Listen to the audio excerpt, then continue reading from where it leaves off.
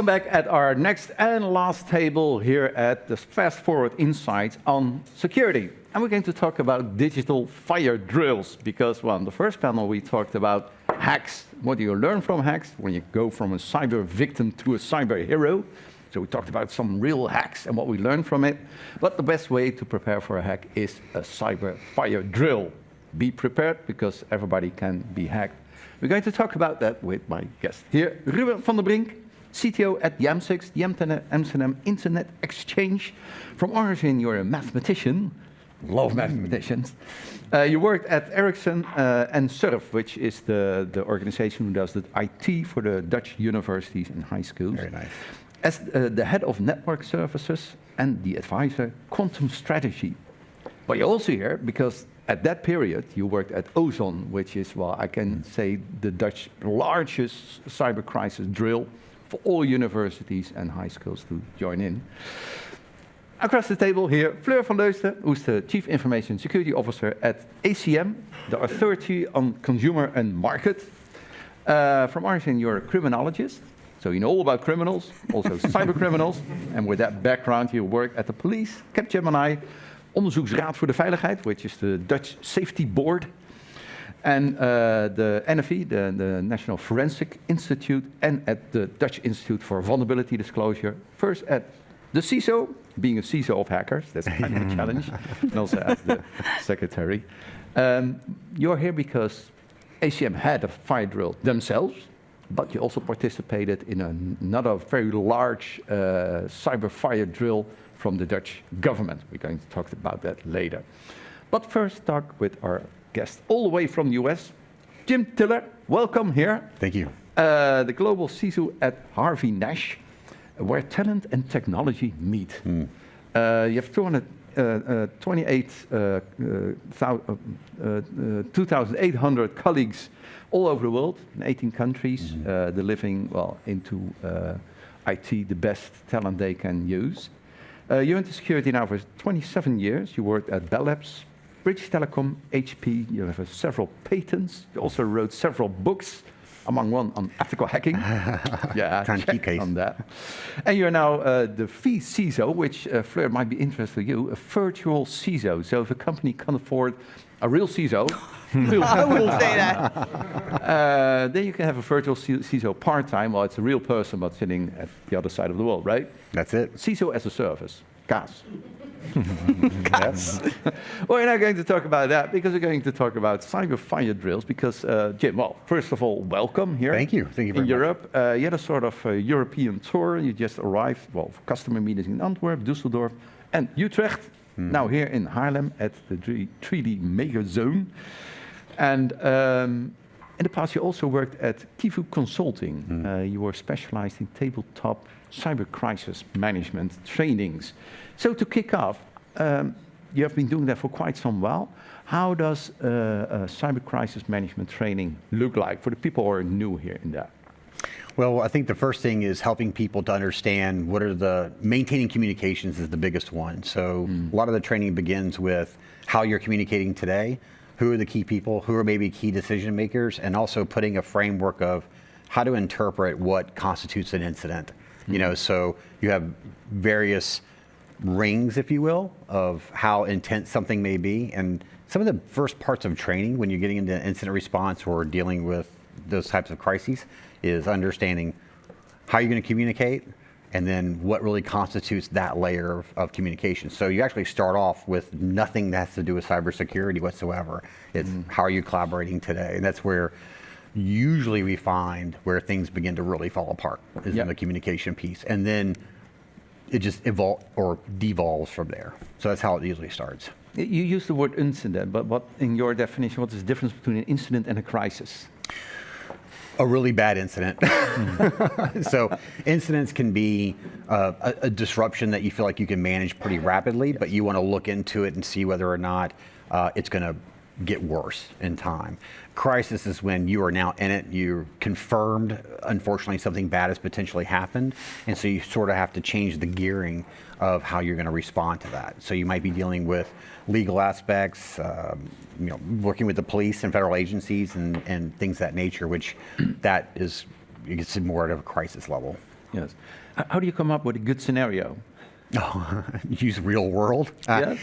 So Examples enough. Yeah, exactly. So what they say is you can try to make things up, and in the early days we had to kind of build off of examples. But the sad reality is there's millions of stories, and they're very real. So you kind of have to pluck from the ether an interesting story that gives you plenty to work from. And then, of course, that brings us into the aspect of when you're working with a particular organization, you want to make it very custom, really about their world. So if you have examples that, say, for example, have to deal with healthcare or finance and things of that nature, you draw from what's happened in the industry to kind of build on that. Yeah.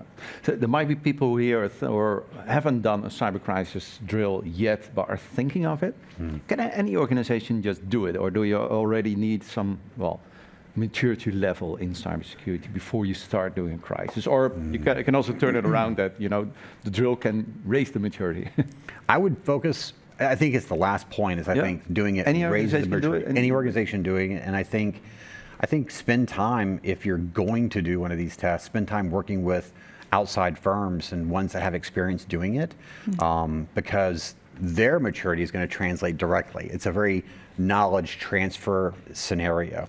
So, take the time to find a good partner, and things like this, these types of meetings, organizations, and also working with folks who are clearly experts in this area as well, and getting advice in those types of examples. So yes, okay. Let's go to some real fire drills which have been done in the past. Fleur at the Authority of Consument Market.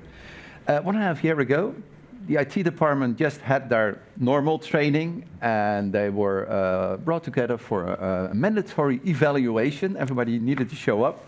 Big surprise, they ended up in a cyber fire drill. So what happened?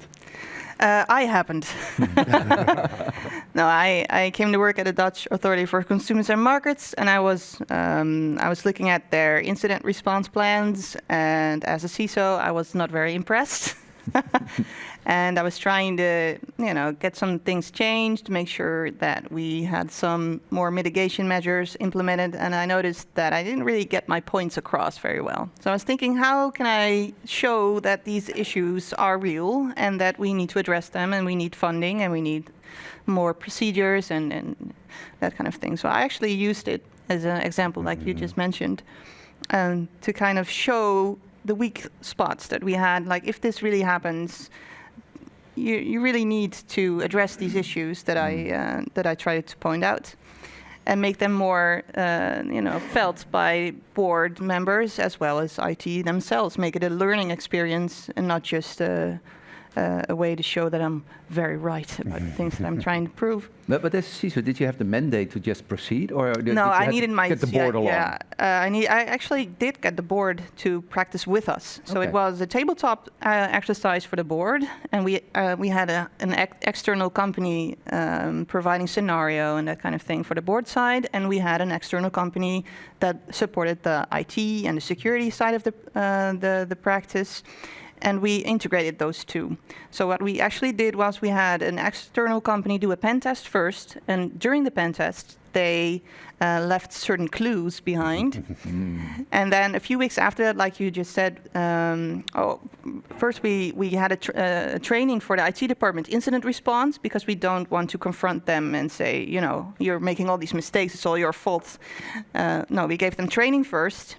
And then we had them come back for extra training day. Surprise, it's not an extra training day. We're doing a crisis exercise. You need the element of surprise, right? If you say, well, at 9 o'clock we'll start with a drill, then everybody goes, oh, okay, yeah. Yeah, they're going to show up late or not, but anyway. So we surprised them, and then we had the IT department go look for the clues, and we had the board doing their tabletop scenario that was already discussed with the other companies, so it would go together in timing, planning, that sort of thing. And then, like in a real crisis, the IT department, security, and the CIO had to communicate with the board to manage this crisis. How it was a ransomware scenario, because that's, for a board, usually the easiest scenario to choose. Like, it has a real impact. But yeah, we had to discuss where are we in the process right now? What do we know? Are we going to hire an external company to do incident response, or can we do it ourselves? Are we going to pay? What are we going to tell the media? All that. Yeah, it was a good exercise. Okay, cool. Ruben, at the M6, you're not doing crisis management training yet. You're going to do it probably in the future. But at your previous function at SURF, you were one of the project leaders of Ozon. In Dutch, that means oefening zonder naam, the exercise without a name. Dutch humor. Yeah, well, Creative. Don't get me started on that, but well, it's a nice name, and you know it keeps hanging. To my information, that is actually the largest cyber crisis management training in the Netherlands, because we also have Isidor, which is governmental. We also have the overheidsbrede cyberoefening, so the whole government is exercising, and Fleur also participates. Yeah. We're going to talk about it later. But if you take all universities and high schools together, these are thousands of people doing one crisis management training in 2 days, right? Yes, that's true. I got to be honest, I was not the project leader of the Ozon, but I was a participant from SURF itself at that moment, right? So I could, so I was a victim, so to speak. Yeah, and but I volunteered, so it's because it's very well organized, right? And indeed, I like to believe it's one of the biggest organized cybercrime exercises. Yeah, because there was at SURF there was this war room with I think about 50 game leaders who were throwing in the most horrible cyber havoc in their university, but they were together, right, in one room to say, okay, now it's 12:15, yeah, throw in a ransomware now, right? Yeah, there was the coordination of the exercise itself, right, and that was done by SURF, and CIONET at the time was also one of the participants of the thing, as were the other universities. So you could participate in different levels, bronze, silver, gold, something like that. And at the top level, then you also had your own IT department involved, as you just explained. There was really some preparation had been done, and there were actual clues, but they were all like tied together. Yeah, so you can definitely exercise on any desired level. Yeah. I participated as an observant. I can't say which university it was because everything went wrong. So let me share you my experience and see what you think of it with your experience. Well, they knew there's something going to happen. So as you said, many important people were not there this day. While other people showed up as heroes, wanted to participate. So we started with 3 small teams, communication team, the teams of the board of directors, and the technical team where I was sitting. So we said, well, 3 times 8 people, that will do. But they started dragging in more people, and at the end of the day, we had 75 people participating. Wow. And everybody was walking in and out. Nobody was making notes. Everybody was trying to make the buzz. It was a mess. So we intervened and we said, okay. And the weak spot was the chair of the crisis management board, because he was solving problems himself, and he wasn't communicating with the rest of the table.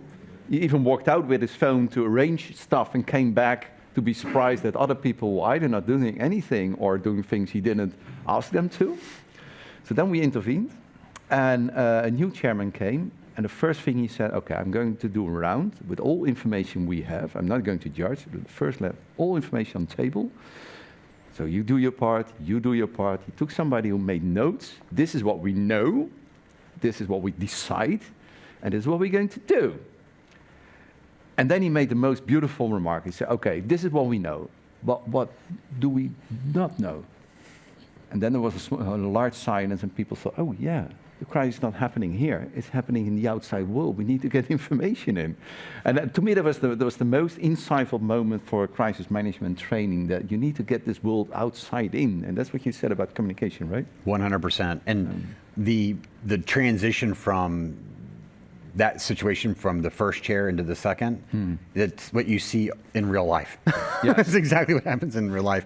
So some of the planning piece of it is to create that established hierarchy, or this team in this area identifies a leader to be that primary contact point, and those leaders then come together for that information. And once you create that, then it starts to naturally then be able to obtain information from the outside. But that's one of the things with exercises is people get a little myopic and they forget that there's other parts of the organization. They see the exercise occurring just at the tabletop.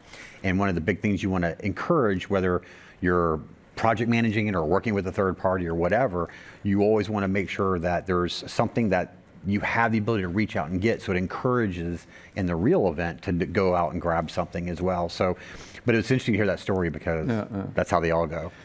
So you saw the other universities proceeding. Is recognizable, or were they proceeding more like the book? Did they have more training? Well, I did at the moment. I was a crisis manager at that point, so I didn't know exactly what was going on at different. At the university you were acting. Yeah, I was at SURF. I was representing SURF itself, so as the organization. Oh, I thought you were sitting at SURF. Yeah, okay. Exactly. So the case at our place was that one of the engineers actually had managed to install a certain software to mirror our network traffic, and then he was playing some porn videos from within the network, and he recorded it and showed that. So it was all it was unnoticed because he managed to trick his manager into looking the other way when the configuration change email was coming in. So it was he had so much fun also in doing different meaning in doing penetration testing, right? Yeah. Exactly. So he was he could go on for hours telling how he prepared it and everything. So there was actually something happening. But we were in the technical team. Yeah, we had also our board present to do that, and then the IT team was working on finding if this was actually real and how they could mitigate the damages at that moment. Yeah, but coming back to what happens in that room, right? There's a lot of stress. Well, I really feel for the first guy, if it was a guy, but because there's so much pressure at that moment, right? And you kind of know how to start, right? Everybody meet up in the war room, and then what, right? So there's this cadence that needs to start happening. There should be materials. There should be an overview. Roles should be assigned, right? And that all happens in the first couple of minutes. But it takes a couple of rounds, so to speak, before you get into it. Yeah. And but it is a nice process to participate in. Yeah. And that's also the difference between an incident and a crisis, right? Because an incident you can focus because you know what the problem is and the solution. While with a crisis, you have more and more incidents, and then it becomes blurry, you know. And another difference between an incident and a crisis, that with a crisis, well, actually the existence of your organization is at stake, and then you really need professionals who not only focus but take a broad view and good roles. Right? Yeah. So the number of so for AMS-IX, for instance, we do tabletops and stuff, and I think we can really professionalize going forward in doing much more. But we recently had a technical outage, right? But that was a very severe incident. Right, but it was not a crisis in that sense. In that, we knew exactly what to do, how to mitigate it, how to communicate with people. And I think in a cyber crisis, there's much more uncertainty. Right, there's just so much more to handle. Maybe it's interesting to share the incident and what you learned from it, because it was a test server. Well, you tell the story yourself. For AMS-IX, you mean? Yes. Yeah, for AMS-IX, there was it was actually a human mistake that was made on a platform. AMS-IX, for the people that don't know, is the Amsterdam Internet Exchange, which is basically a very large switch to which we have over 800 networks connected. What never can happen on a network is that you create a loop. So there's all kind of measures to prevent that, but nobody is stronger than an engineer, I would say. They can. And although there are many procedures that prevent this at that point due to a corner case of circumstances, it did happen, and it actually broke down some of the traffic on our... but it was the most severe incident that we've seen in 7 years. But yeah, it was very quickly noticed, of course, and very quickly stopped. Yeah, because this is a very AMS-IX typical incident, right? You had it before in 2015, now it's mitigated. But well, I've worked for AMS-IX for a while, and nothing really happens. You know, everything goes so smooth. There's no crisis. You know, it all works very well. So how in an organization like that do you get the board along to do a crisis management training? Because they might say, well, yeah, it just doesn't happen here, you know. Well, I guess Why should we? by the end of February, when the invasion of Ukraine started, we kind of kick-started it as a real life exercise, and nothing actually happened, right? But we did get together in the war room and made sure that we got a cadence at least weekly, and make sure that that we started asking each other questions. So even though nothing happened on our side, and we increased monitoring, and we asked ourselves, so, you know, what if the internet in this room would drop out? You know, do we have a spare connection? Oh, I don't know. Let's find out. And a week later, we had a spare connection, right? So you, by doing this, well, it was kind of an exercise on the go. Yeah, but because you're such a typical organization, it's difficult to develop a specific scenario, right, for the M6.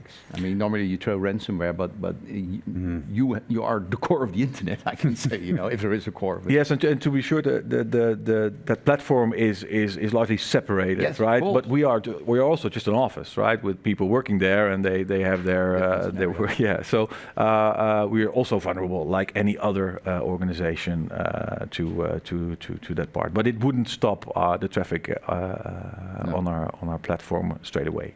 Okay. Going back to the exercise at the ACM, we're talking about roles, methods. So what did you learn from this exercise? Because, well, you started with generating more awareness on security. That's right. The task as a CISO. Well, I assume you achieved on that. Well, what other things did you learn from this exercise? I think one of the important things we learned is that if you do a tabletop exercise only, you don't really notice the communication issues you can get in a real life situation. So what we learned was if you are a board member and you continuously keep asking every half hour your IT department to give you an update, it actually disrupts the way they can handle the crisis, because they have to drop everything, run to this room with all these people, and then explain what they're doing or what they don't know, or what they're working on. Interrupts their work. It interrupts their work. Also, I think in tabletop exercises, it sometimes gives the impression that things develop very quickly, so that you have more information quite quickly, while in the real life, sometimes it takes a few hours to find out what's really going on. And in a tabletop exercise, you tend to go, right, it's an hour later, and now we know this, and this. While in real life, it can be 1 hour, 2 hours, you still don't know what's going on. People are still doing their job, they're still working very hard, but there's not much more information than there was 2 hours earlier.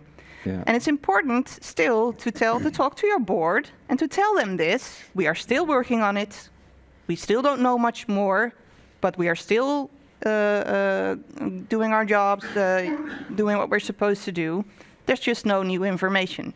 So you need to still communicate, but it's not sometimes the tabletop exercise just doesn't really bring that message across. Yeah. So that was an important thing, that the board actually felt that, you know, we're sitting here in real time waiting for the IT department to come up with some information, instead of, well, we just had a coffee break and now we know all this. Another thing that we learned is something we kind of already knew, that we need to work on our incident response procedure, things we can do better, things that our IT department did that are very human, but you really don't want them to do in a real life situation, like clicking certain links. So yeah, it was very useful. Yeah, on multiple levels, for the board as well as IT, as well as for our security team. It really showed what we needed to work on, and it had some surprising things come to light. And it's also fun to do, right? It's very fun, yes. It's very fun to watch board members sweat and management, and yeah. Stressed out, yes. Any questions currently? Yes. Anna, there you go. Nice. I got a little question. I think we do a lot of tabletops, but it starts after breakfast. Right? It's 9 o'clock, board comes in, we're going to do tabletop. What is your view? I got a view on this, but what is the view of getting them like today, and they have a little sushi, they have a drink, they go home, and then like 2 o'clock in the morning we do a tabletop or a crisis management. What's your view on that? So what's interesting is Chris and I were actually talking earlier about pen testing and about you can do various forms of intensity. I tend to go for high intensity because we're really talking about not testing systems, we're testing people and the systems they use to interact and make decisions, right? So I'm all for immersing them into a particular environment. The point you brought up about, okay, fast forward the clock 2 hours, we now have this, is so common, and you get no value from that whatsoever because that 2 hours when you have no information, people are climbing the walls, right? So I'm all about 3 o'clock in the morning. Test starts, let's go. Because one is also a tabletop, so everybody's there. All your decision makers are there, right? So what happens when they're not available? So one of the things that we would do is when the tabletop would get a little stagnant, I would say, you got to go. You're no longer here. There's an emergency, you're not here anymore. Turn off your phone, that kind of stuff. And just try to create something to get the human effect back into it and force people to make things. So I'm very much about, if I'm talking to an organization about something like this, I want to say, listen, you can get a lot out of this exercise. And the more you get out of it, typically the more painful it is, And so you can kind of go on those variations. I tend to say, if you've never done one, start simple, do a tabletop and go through the experience. But if you're willing to test yourself and you think you got it locked up tight, go for it. Yeah. I hope that's what you were thinking, by the way. If I'm correct, Anna, with one of your previous customers, you just switched off the email server, right, to see what happened? Yeah, those kind of cool things. Just switch it off on Friday afternoon and see what happens. That'll do it. Awesome. Yeah. Any other comments, questions? People who like to do an exercise and have a question or have experience with it? No? Oh. What we found, you triggered me with your updates of the board. We found out during exercise that it was quite important to do that on a regular basis, because they also have to make the risk-based decisions about the process. Because I heard a lot about the technology and the incident response, but I think the business continuity management, making sure your business process keep on running, is maybe even more important. And I think that's maybe to add. Yes. Yeah, especially if you have a scenario of ransomware or a visual attack, and there's always this dramatic moment, are we going offline or not? Yeah. The worst thing that can happen that you start a crisis management training, people say, okay, we go offline, problem solved. And it's, did you inform the help desk? Because now everybody's going to call them. Oh, no, we forgot. You have experience with that? People just say, okay, we switch off and problem solved. I've had both. What do you do then? Yeah, I've had both where people say, oh, yeah, to switch off. But I've had a very interesting scenario where, in this case, it was actually a real attack where we needed to shut the network down. They didn't want to. And so it kind of creates, so you want to involve that for certain decisions so you can kind of bring up, this is where you failed. The key part is if you're running one is you have to decide which triggers the flip, right? Am I going to call you out on making a bad decision now so you can correct it for the test? Or do I just let you go down that path and then create this help desk issue that just sort of creates this avalanche? But a lot of times you're like, well, why don't we just turn that off? I don't understand, But that's coming a little bit less because I think now it's digitized environment so ingrained into the business at every level. I think there's now becoming an inherent view that turning it off isn't a problem, but it absolutely still there. Yeah, but you do recognize the fact that it's fun to participate, right? But it's and it needs to be fun, right? So, but can you sometimes it's also considered a game, right? So I think it's very hard. It also how to communicate, as a question to the people that participate. If you want to get most out of this exercise, or how much of the fun and game experience can you allow, and how much you really feel the pain of having to shut down your network, for instance. Yes. Well, we have one way to raise the cortisol levels, to stress people really out, and that is to do a crisis management training for an audience. And that's fun. So we've done that in the Netherlands several times, and Fleur participated last year in crisis management training, which was organized by the Dutch Ministry of Internal Affairs. The idea was that we have a fictitious municipality with a fictitious governmental mayor, the secretary, the CISO was being played by Fleur. Communications, legal were all on the table at cameras, and there were 1,200 colleagues watching live on how they were managing the cyber crisis. And when we started with this, the ministry said, well, nobody's going to participate because they don't want to film on television. And actually, some people did. I film on television, thank you. No, I'm kidding. No, but yeah, I mean, in training you're bound to film or else the training is wrong. So how did you experience doing a crisis management training for a live audience? I thought it was very fun, yeah. I think, but of course, we were prepared. We didn't know what was going to happen, but we talked with the company that did the preparation. So we did not know what scenario it was, but they don't let you really fall flat on your face in front of 1,200 people. But I learned a lot from it. I think there was a lot of feedback from the people watching, which was, I think, very useful because it shows that when you watch this kind of thing happening from the outside, you actually see a bigger picture, and that when you're at the table, you don't really notice certain things or you forget. So the dynamic is really it's really fresh and different when you have an audience that can actually, have some input from the outside. Could they? Could they have input? Yeah, they had questions through chat, but also actually through webcam. Certain questions were asked. Also, Paul, what should they do next? Yeah. So that's the voice of the people. So like they were talking to their own citizens. What should we do next? And then they would say, well, you do B, and then the table would decide, now we're going to do C. Sometimes we didn't do that. No. And I think what I also learned is that for a CISO, it's very important to talk to your communications department, because when at the end of the exercise, the communications department would make a statement, an official statement, and some terminology was used incorrectly, and certain things were said that weren't exactly true, but understandably interpreted wrong.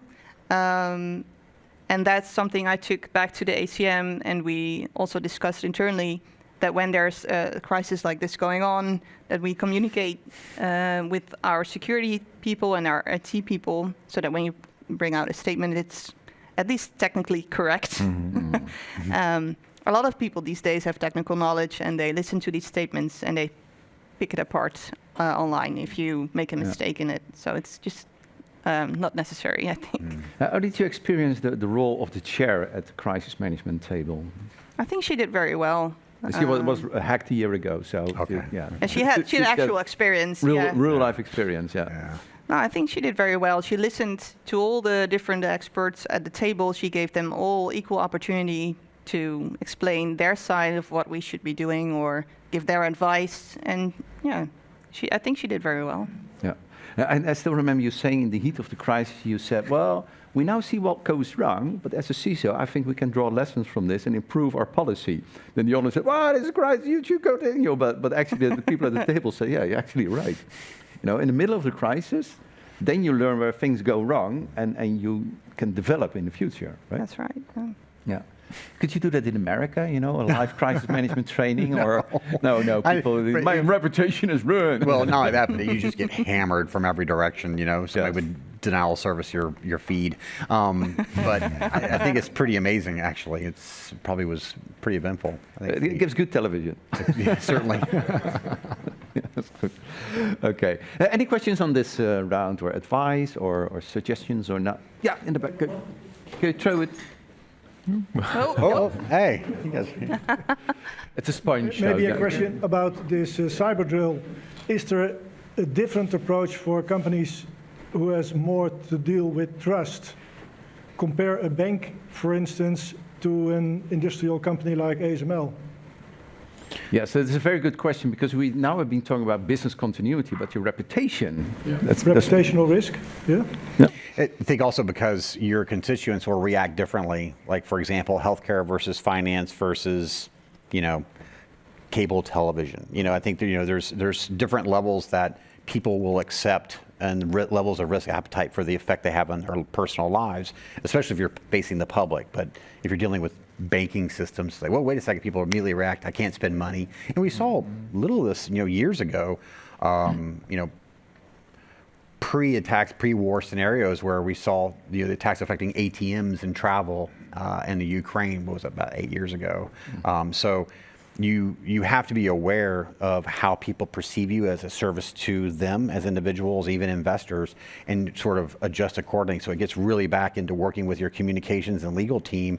And I would almost recommend is having almost, got to be careful, but I'm not suggesting have scripts ready, because you don't want those to get out. But having at least a strategy on how you want to communicate and how you interpret. So your point about language and how that gets out is amazingly critical, not just getting cut up from a technical standpoint, but people will read between the lines and people will consume that information and frame it against their world. So if you're dealing with trust issues, whether it be the public, whether it be partners, other countries, how you frame it is going to be very critical. But trust is paramount, right? 100%. So, yeah. and so then transparency in every communication that you do, it's like unavoidable. I mean, you can't disclose, of course, any really confidential information, but trying to really create a story which acknowledges the facts that actually happened and where the faults were lying. I think to safeguard trust is very important. Especially like where I'm working, the Dutch Authority for Consumers and Markets, my God.